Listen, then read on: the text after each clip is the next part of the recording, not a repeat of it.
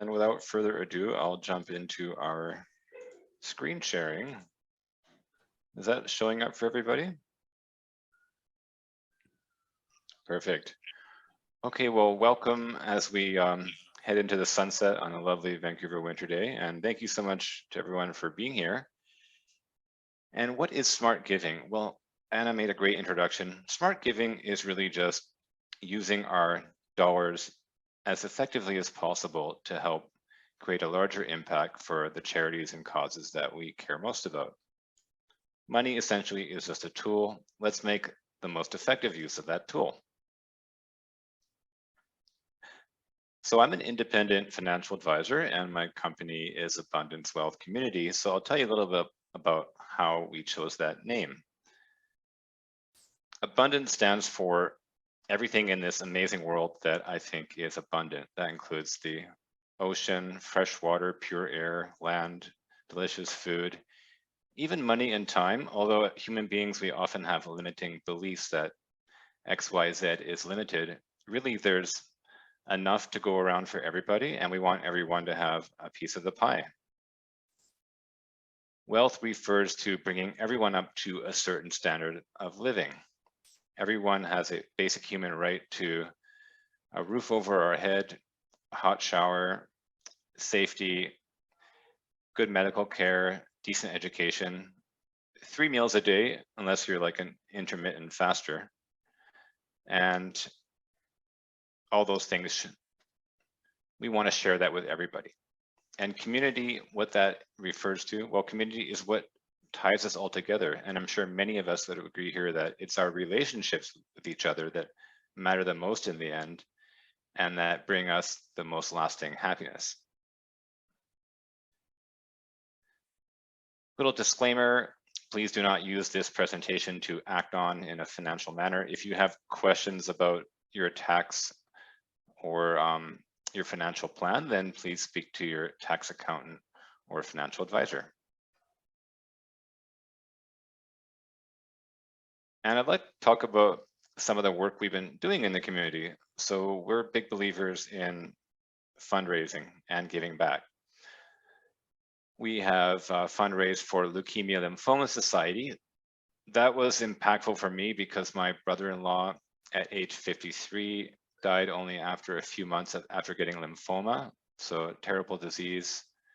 And we made a lot of progress against those blood cancers already.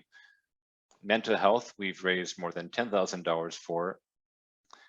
As I'm sure we all know, if we don't have our mental health, then we really don't have anything. So mental health is the key foundation of all the rest of our health, our physical and emotional and spiritual health. And every Christmas, so in about a few days actually, we go down to Hastings in Maine and Vancouver and hand out peanut butter and jelly sandwiches, which is usually really well received. So we like to get active in the community as well. And to date, we've raised $1.5 million. And actually, most of this has not been through direct fundraising or donations. Most of this has been through what we call plan giving. And what is plan giving? Plan giving is connecting like-minded and like-hearted donors like yourselves to charities and causes that you care about, like TB vets, and making the most effective use of our resources. So as a financial advisor, I go through a discovery process with my clients, and that discovery process is really finding out about where they currently are financially and otherwise in their current situation, and what they want to achieve and what they want to accomplish in this world. And even at the beginning of the first session, I asked this question, if you had today already met all of your financial goals, what causes would you like to give back to? So let's say you had your home and your vacation home, you had enough money to travel around the world, you had all your kids and grandkids needs taken care of. What would you want to do with that surplus? And that actually leads to first poll. If you could cue that in, Anna. Why do you like to give back? Really curious to hear people's answers. Okay, so I've launched it. Can people see it?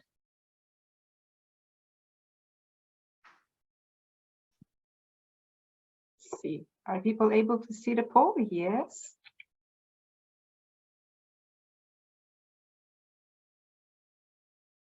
Give it a few more minutes. Can you see the poll? Max? I can see, yes. Yeah, it's changing as we speak, which is cool.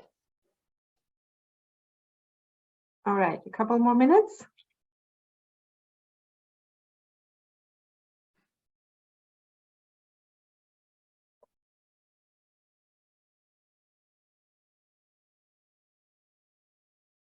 Okay, so. Okay, great. We got a lot of interesting answers. And the biggest one is I want to help others who are less fortunate than I am. I think that really strikes a chord with many of us. Okay, perfect. We're going to continue on.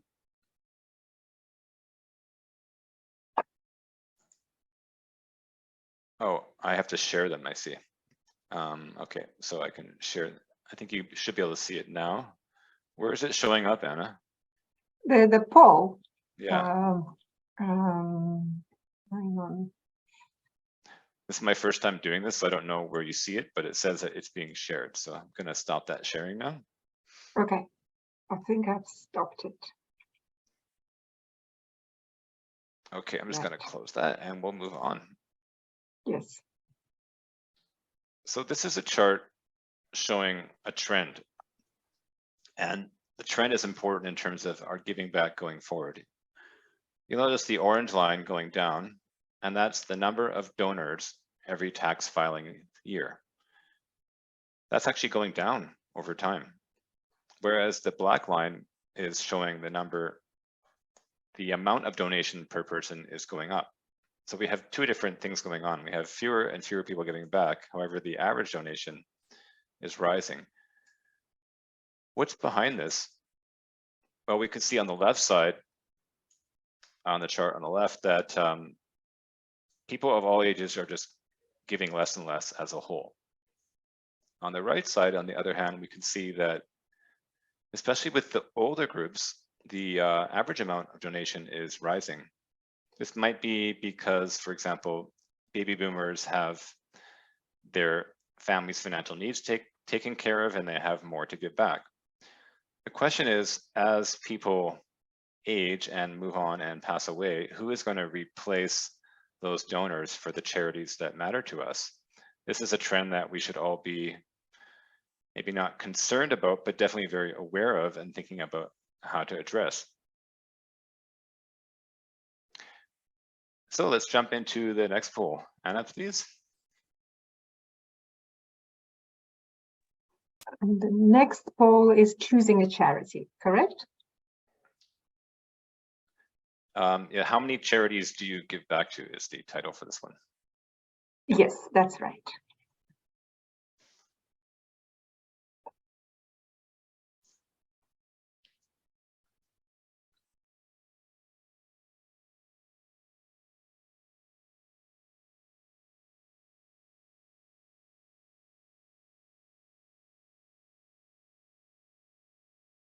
Really interesting. Well, 100% of people answered, and it shows that most of us like to give to a number of different charities. That's right. I was hoping for one or two outliers that just gave only to TB Vets, but no such luck this time around. Okay. Okay, we'll just close that out. And I have another question for you. Would you rather be a voluntary philanthropist or involuntary philanthropist? Now, philanthropist is just a fancy word for people who give back to the community. Voluntary, obviously, something we want to do, and involuntary, against our will. Well, let me ask you another question. So let's say for every dollar that you want to give away to someone else, where would you like to see that dollar go? And you can choose 2 out of the following 3 groups for that dollar. You can have it go to your family, charity, or the tax man. Pretty much know that most people would choose charity and family, and very few would want to give it to the tax man. However, did you know that as a taxpayer, by default, you're already a donor to the government's favorite causes.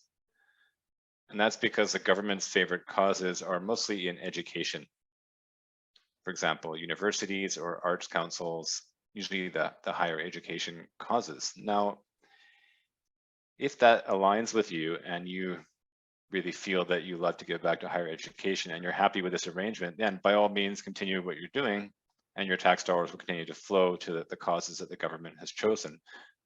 But if you want to be more intentional about how you give back and there are other causes that are more impactful for you, then you might also want to be more intentional about your tax planning and where your donation dollars are going.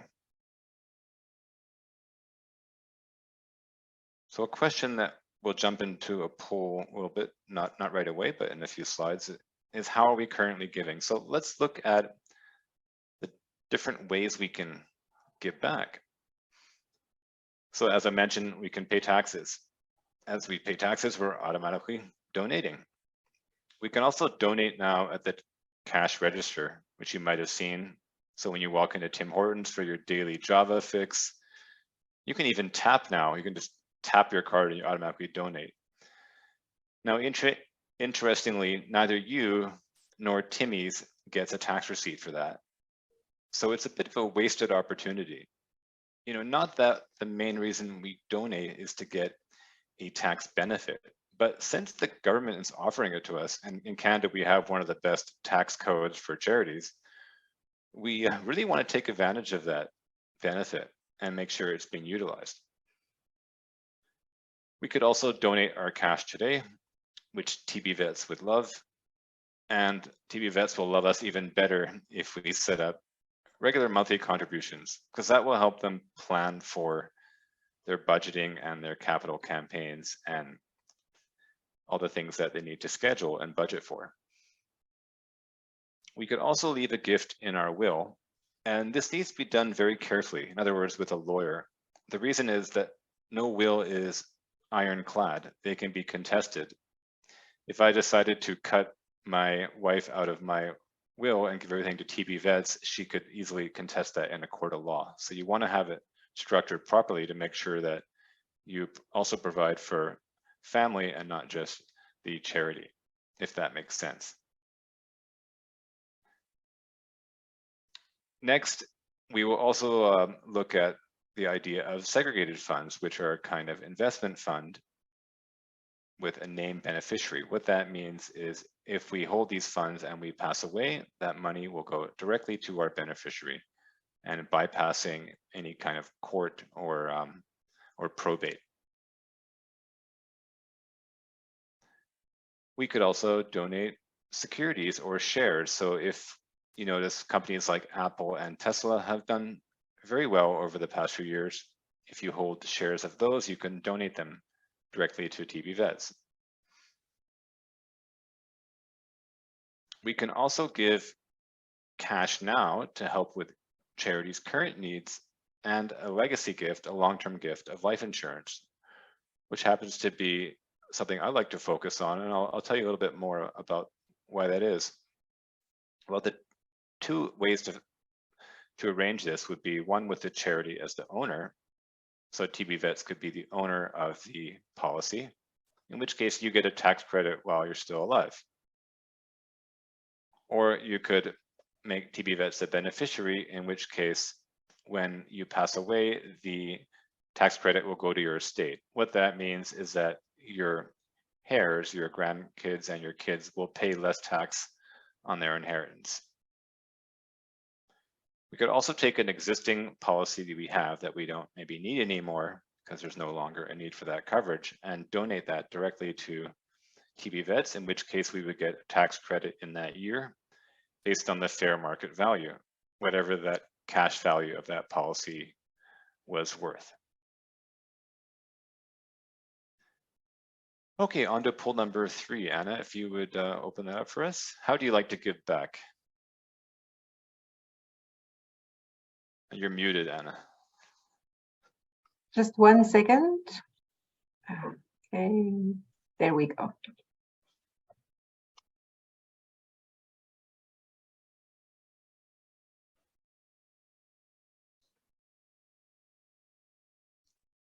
And this one is multiple choice, so you can have multiple answers.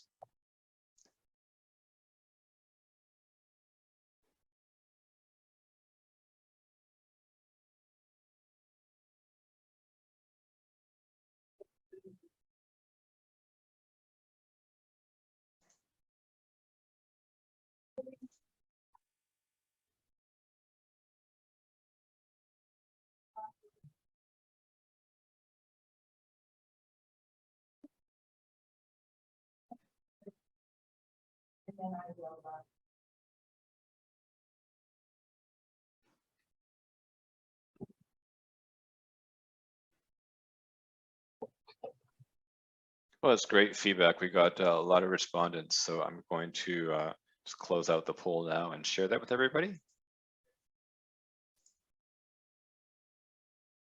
We can see most people love to give away clothing items or items they no longer need, or also make larger one-time donations.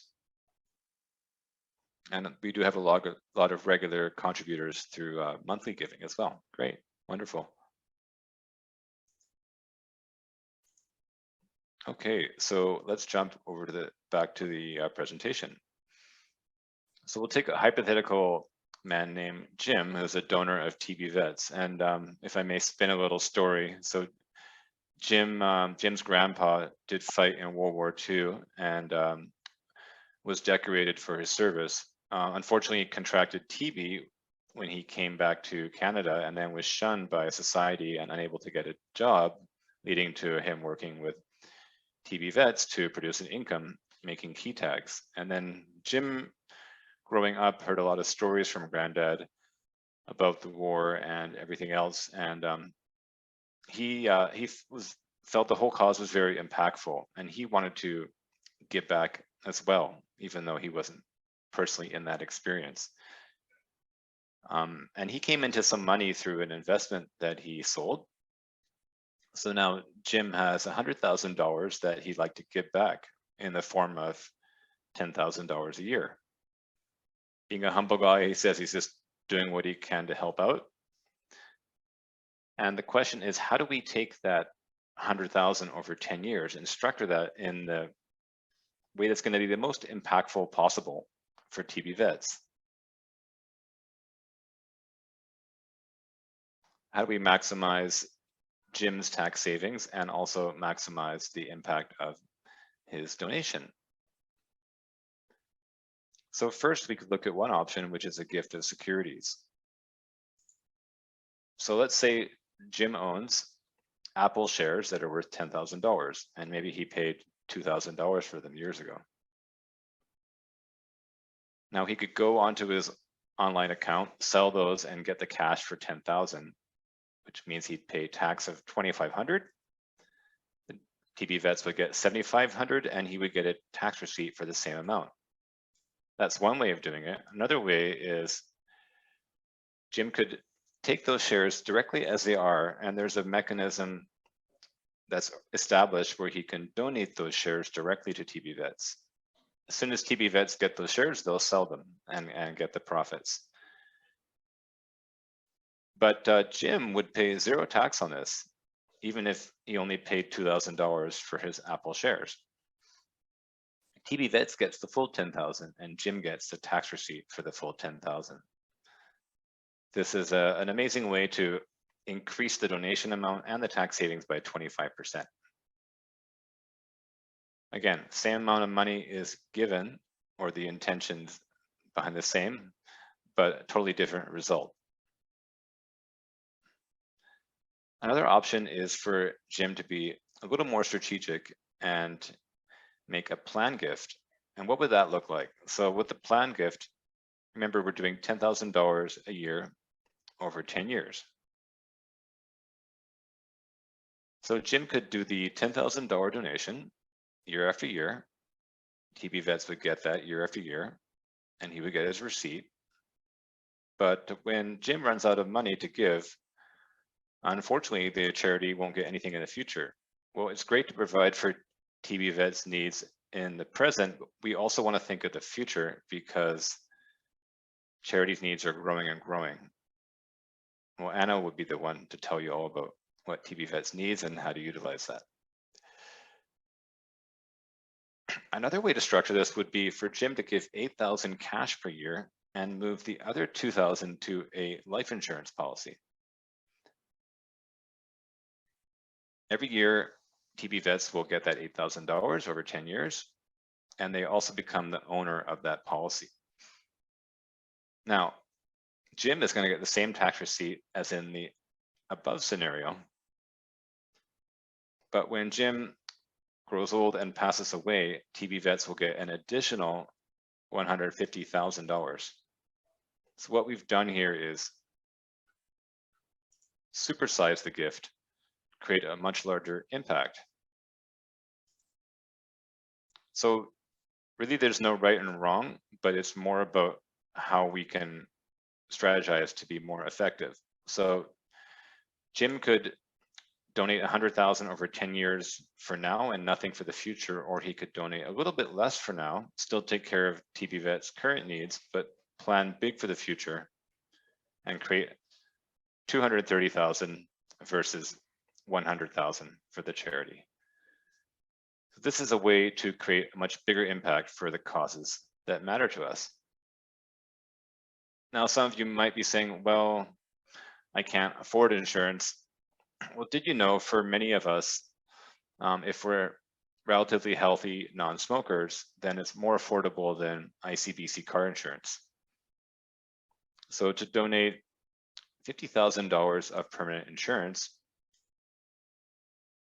if you're a male age 65, then it's 153. And sorry, guys, I don't think there are many guys in this call, actually. Sorry, guys, you do pay more than ladies because ladies live longer. So it's even more affordable for ladies. Okay, just moving things around here.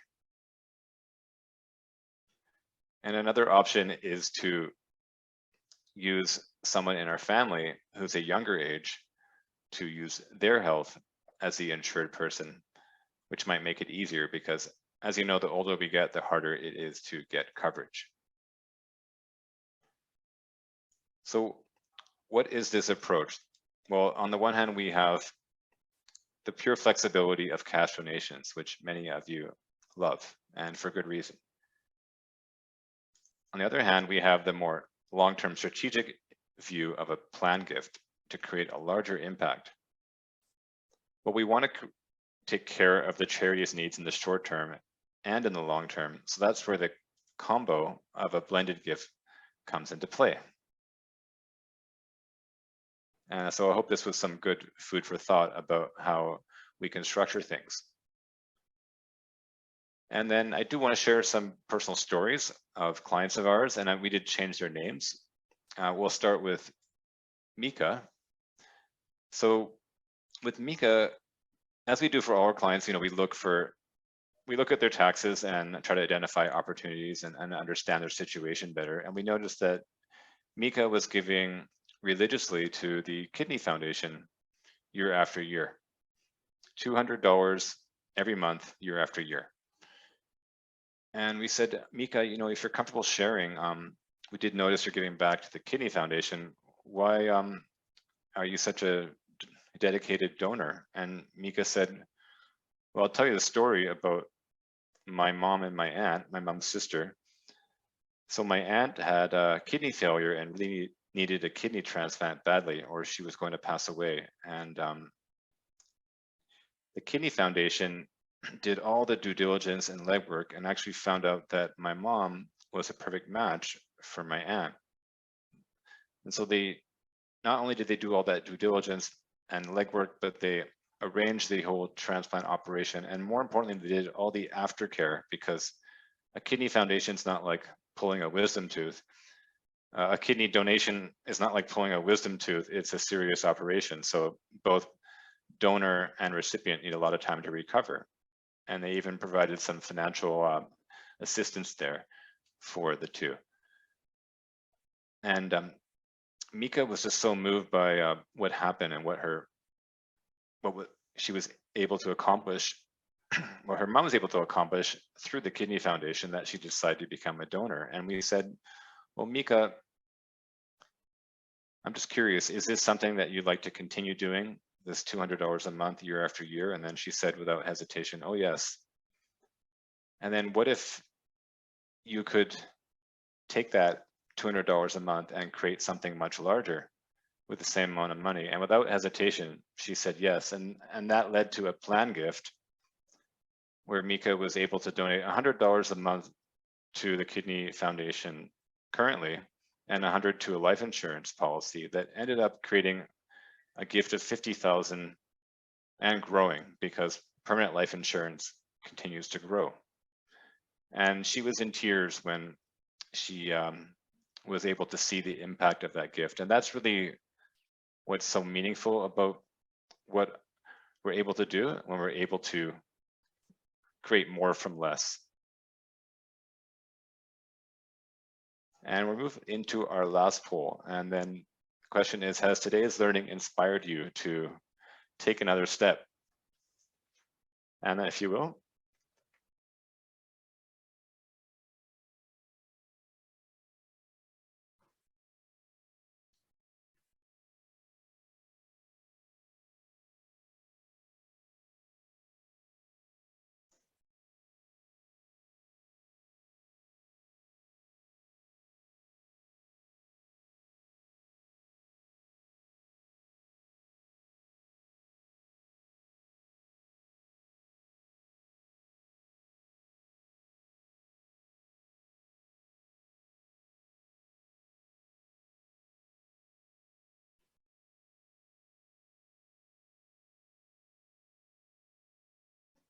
Okay, I think we're just about give everyone enough time to answer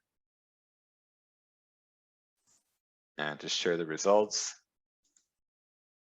Most people enjoyed the format today and would just like to keep doing what they're doing, which is great. And there is one person who's interested in learning more. So I do encourage you to reach out to Anna or me, and we'd be happy to tell you more. And I'm just going to close out that poll. So today we can now move into discussion, and I do want to let you know that I'm here if anyone ever has any questions. My time is complimentary, so I'm more than happy to connect with you over phone or email if you'd like to know anything. And thank you very much for coming today. It was a pleasure having you.